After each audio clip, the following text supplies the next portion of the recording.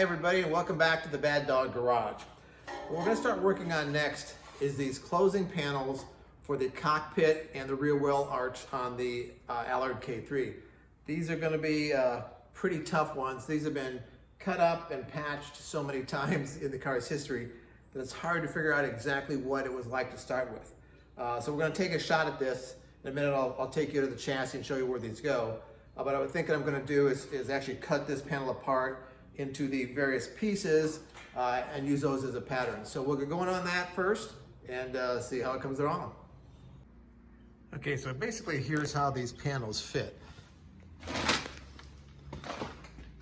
Again, these will close off the rear of the cockpit area from the rear wheel well. I just got it sort of clamped in place temporarily to hold it so you can get an idea. So this is what we got to make next. So let's get to it.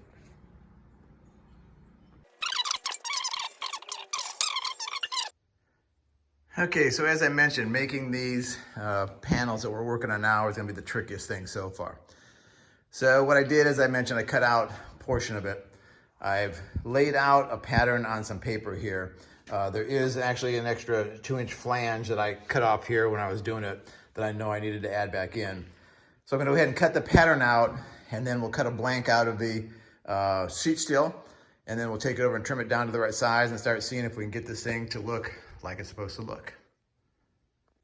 So I cut the pattern out, laid it out here on the sheet steel. I'm just going to cut a rough blank around it first, and then we'll trim it down over on the shear and make it a lot easier.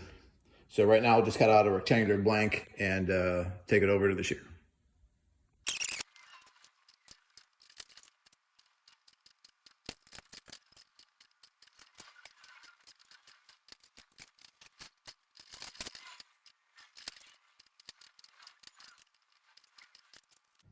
So with the major outline cut on the shear here, I'm going to go ahead and use the metal jigsaw to just trim off these last couple of corners, and then we'll start seeing how it fits.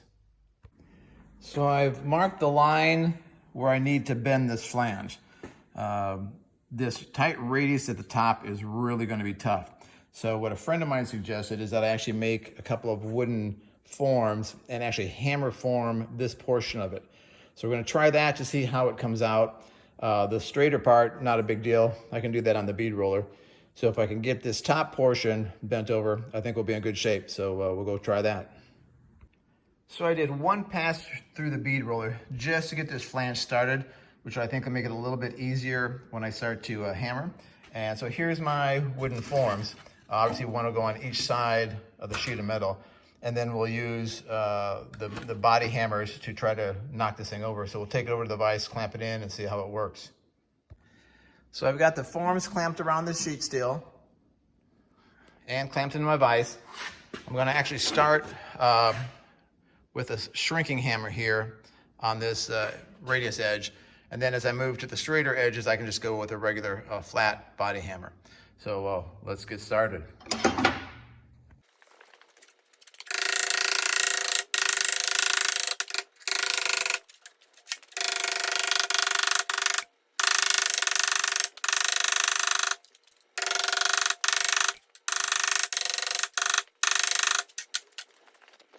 So this is working pretty well. I'm getting the flange bent over without any dimpling or crinking.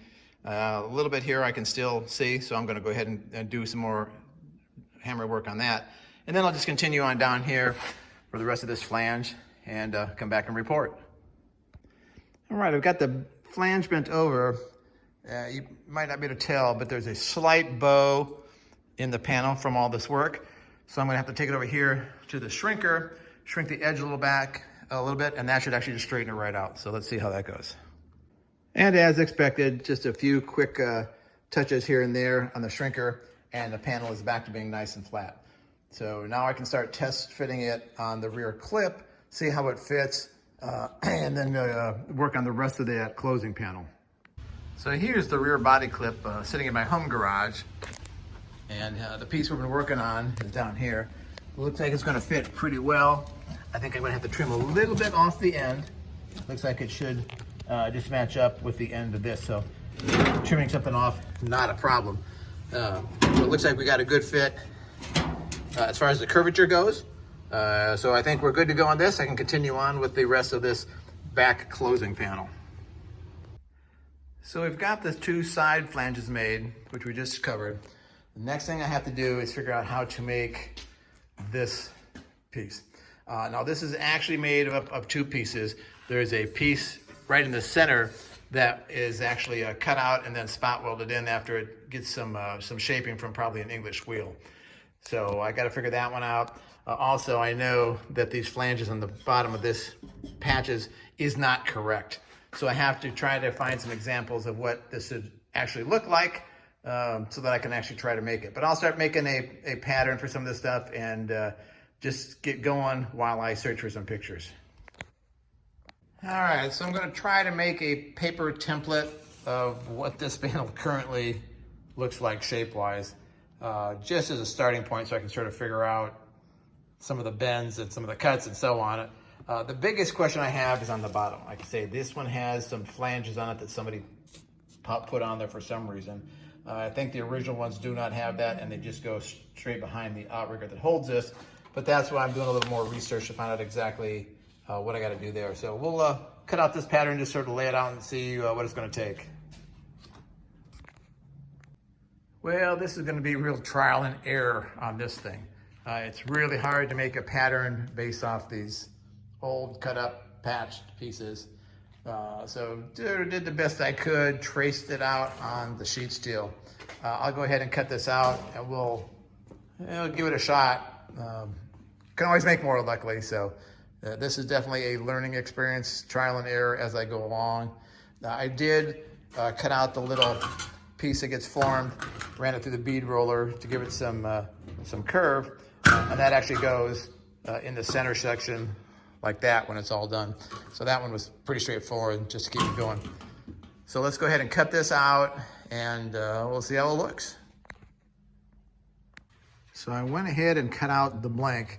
So now I'm gonna get ready to do the first bend in it, the 90-degree bend basically, to make it look like that other one. And we'll see just if it even roughly fits or where we go from here. All right, so I did the 90-degree bend in this panel. And just setting it up here, we actually look like we're getting to the kind of shape that we're gonna need. So I still got a lot of work to do, but it looks like this is gonna be the way to go about this. I've got the area marked for the cutout, but I'll do that much later on because it also looks like the panel has forming in both directions, vertical and horizontal, so I'm gonna have to work on that a little bit. But I'll just keep working on this and make some more progress. One of the things we need to do also is create this little joggle in the panel so that the back cockpit board can mount into it. So we'll go ahead and set up the die, the bead roller for this, and with the proper dies and see what we can do. So I've got my offset dies on the bead roller set up. Made a couple practice passes on some scrap metal. So this actually looks pretty much exactly like I want to. So I've got my line marked on my actual panel, and we'll go ahead and give this a shot.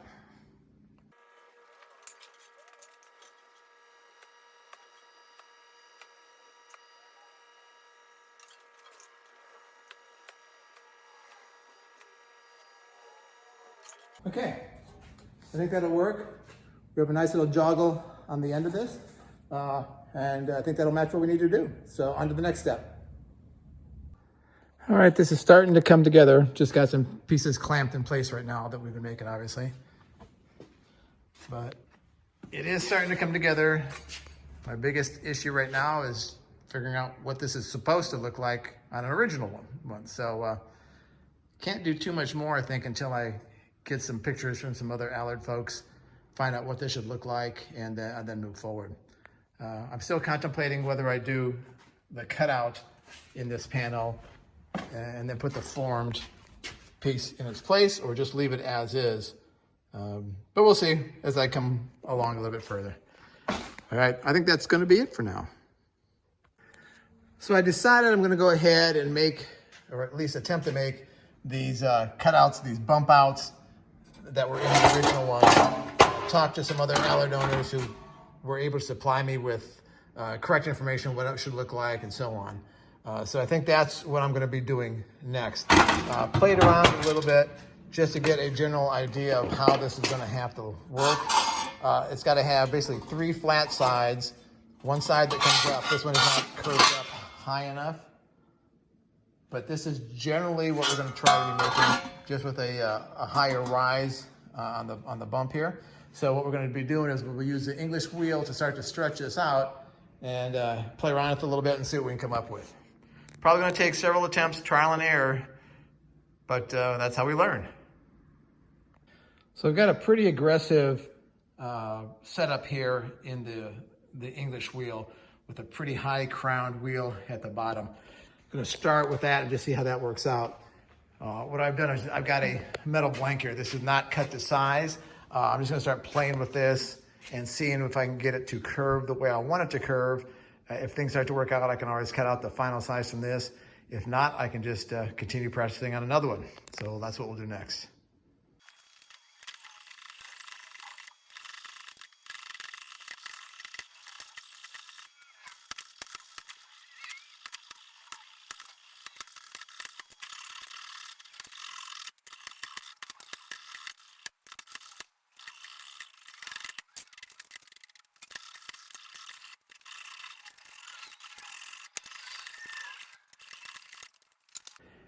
So after some time on the English wheel, I think I've got the approximate shape I want. This is about a 2-inch curve here, which is right about what I want it to be. So next I have to figure out just sort of how to do some of the other portions, making it flat on 3 sides, adding a flange on this curved side, and then seeing just how it might fit together. So that'll be what I'm going to look at next. All right, so what I've done next is use the brake to just flatten out the ends a little bit, then cut the corners, and then ran it through the bead roller with a tipping die to get this flange on it. What I need to do next now is to stretch and shrink a little bit to see if we can't get this into the shape that we're looking for.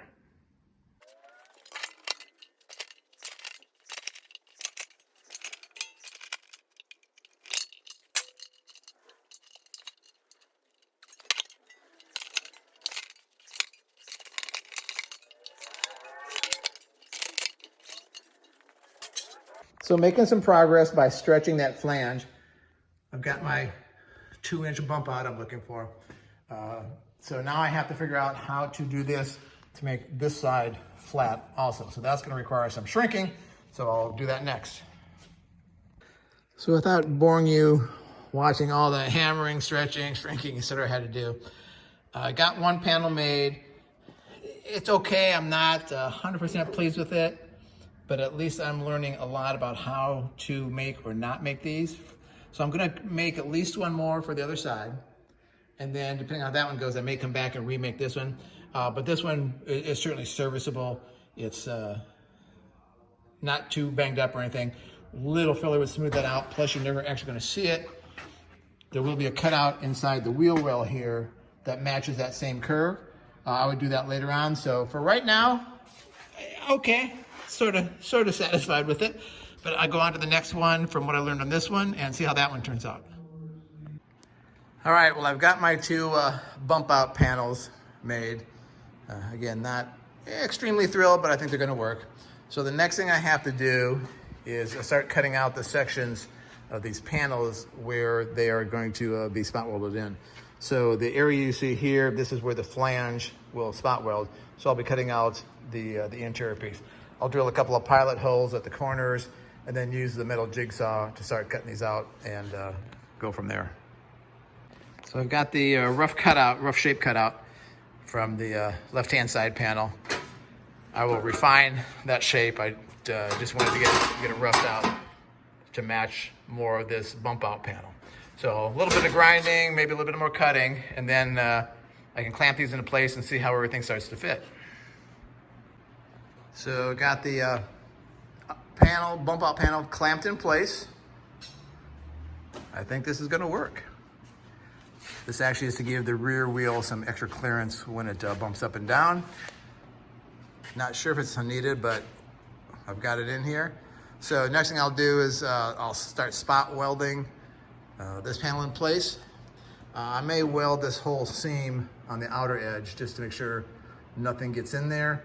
Or I may just use seam sealer. So I'm not sure what I'm gonna do on that one yet, but I'll get this panel spot welded in, make sure everything looks good, and then we'll do the same thing on the other side, and these should be set to go. All right, so just before spot welding, I've gone ahead and sprayed the panels with some weld-proof primer. That'll help protect it from any moisture getting in there, even though we're gonna paint it and probably undercoat the wheel wells and stuff. This is always a good first step. So once that cures, about 20 minutes, I can go ahead and do the spot welding on this first one, and we'll see how it turns out. So I got the bump out panel spot welded in. So we're gonna go ahead and test fit it on the car to see how this works, and before we continue to the other side. So here's the panel just temporarily clamped in place.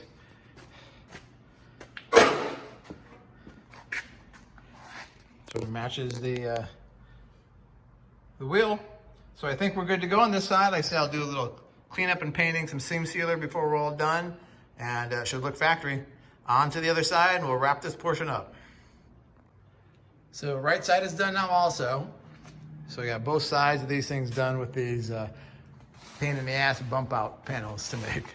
That was not easy, my friends, let me tell you. So the last thing we have to do is to install these B-post panels. Let me set those up there and show you what I'm talking about. Okay, so I've got the bump out panels made and spot welded in on each side. They were pretty difficult because of the weird angles and the curves. So glad those are out of the way. Those are the tough things so far. The last thing that I actually have to do with these is to spot weld these B-post panels onto the rest of the panel. However, I'm gonna wait until I actually temporarily place the rear body clip on the car so I can see how everything goes together. But that's almost done for those, and then we can move into the next thing. So next I'll do is bring the rear body clip down here, set it on here, see how these things fit, and then spot weld those in, and those panels will be complete.